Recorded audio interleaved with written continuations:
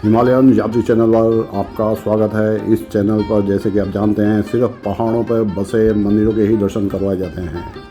तो इस वीडियो में आपको बताऊंगा ब्रह्मगिरी पर्वत की महिमा और साथ में गुरु गोरखनाथ जी का इतिहास। तो अंत तक बने रहिएगा, वरना हर बार की तरह कुछ न कुछ छूट जाएगा। नासिक के पास त्र्यंबकेश्वर ज्योतिर्लिंग में आप कई बार गए होंगे, लेकिन वहीं पर पास में है ब्रह्मा जी के नाम की ब्रह्मगिरी पहाड़ी, जो साक्षात शिव जी का स्वरूप माने जाते हैं। ब्रह्मगिरी यानी ब्रह्मा जी, गिरी यानी पर्वत, जिसका कई पौराणिक ग्रंथों में उल्लेख है।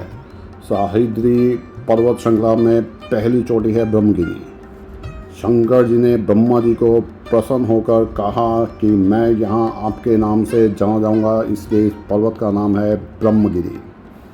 बेस कैंप तक आप ऑटो रिक्शा में जा सकते हैं। ऑटो रिक्शा वाले का नंबर मैं बता देता हूँ। बहुत ही अच्छा इंसान था, क्योंकि ऊपर आप पहाड़ पर ट्रैकिंग में जाएंगे तो नीचे वेट करना पड़ेगा और उसकी कोई किचकिच नहीं थी। पहाड़ तो ज़्यादा दूर नहीं है, लेकिन वहाँ पर आपकी वेट करनी पड़ती है जब तक आप चढ़ के वापस आएंगे। तो 500 रुपये उन्होंने लिया था, जबकि दूसरे ज़्यादा मांग रहे थे। जहाँ ऑटो रुकेगी वहाँ से आपको ट्रैक करके जाना पड़ेगा, और ट्रैक बहुत ही ईजी है।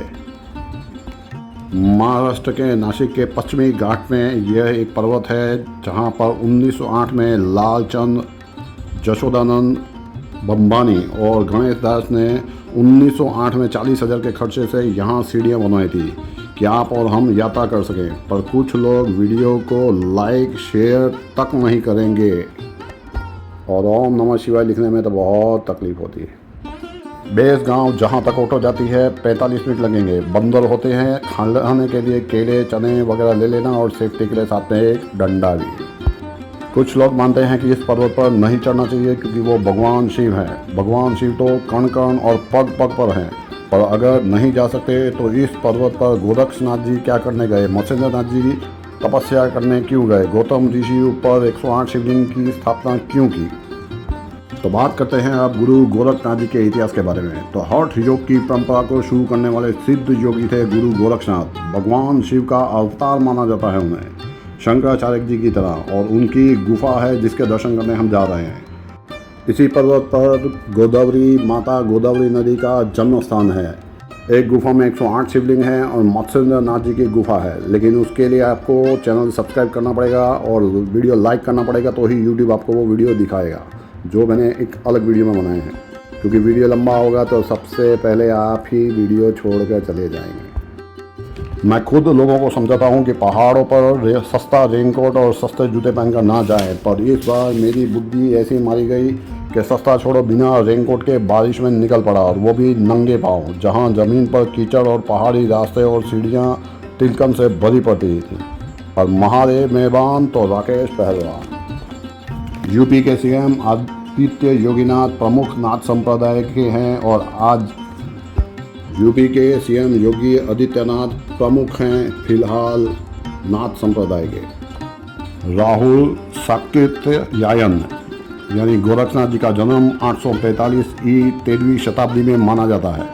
एक बार उनके गुरु मत्स्येंद्रनाथ जी भिक्षा लेने के लिए एक घर पहुंचे, तो घर की मालकिन ने भिक्षा दी और आशीर्वाद के रूप में पुत्र प्राप्ति का वरदान मांगा। तो मत्स्येंद्रनाथ जी ने मंत्र पढ़कर भस्म यानी विभूत निकालकर सेवन करने के लिए यानी खाने के लिए कहा कि वो अवश्य माँ बनेंगी, और वरदान दिया कि उनको ऐसा पुत्र होगा जो महातेजस्वी और महायोगी होगा। तो आशीर्वाद देकर मत्स्येंद्रनाथ जी आगे बढ़ते रहे। कई तीर्थों से और कई जगह साधना करने के बाद गुरु मत्स्येंद्रनाथ जी वापस उसी गांव में आए, और फिर वही महिला को आवाज़ लगाकर भिक्षाम देही कहकर आवाज़ लगाए, यह सोचकर कि अब वो लेडीज़ को बेटा काफ़ी बड़ा हो चुका होगा। लेकिन लेडीज़ ने कहा कि मैं आपकी सिद्धियों को नहीं जानती थी, और कई महिलाओं ने मेरा मजाक उड़ाया, तो मैंने वो बबूती एक गोबर के ढेर में फेंक दी। मत्स्येंद्रनाथ जी जानते थे कि उनकी सिद्धियां और बबूत खेल नहीं हो सकती, तो लेडीज से वो स्थान पूछा जहां गोबर के ढेर में उन्होंने वो बबूत फेंकी थी। इस गुफा में अदुम्बर का पेड़ है। तो लेडीज ने एक गाय की तरफ इशारा किया, और वो गाय गोबर के गड्ढे के ऊपर अपने आप ही दूध गिरा रही थी। मत्स्येंद्र नाथ जी पूरी बात समझ गए, ध्यान लगाया और उन्हें पूरी बात समझ में आ गई। तो फिर उन्होंने आवाज़ लगाई और एक 12 साल का बच्चा प्रकट हुआ। गौ के गोबर से प्रकट हुए थे।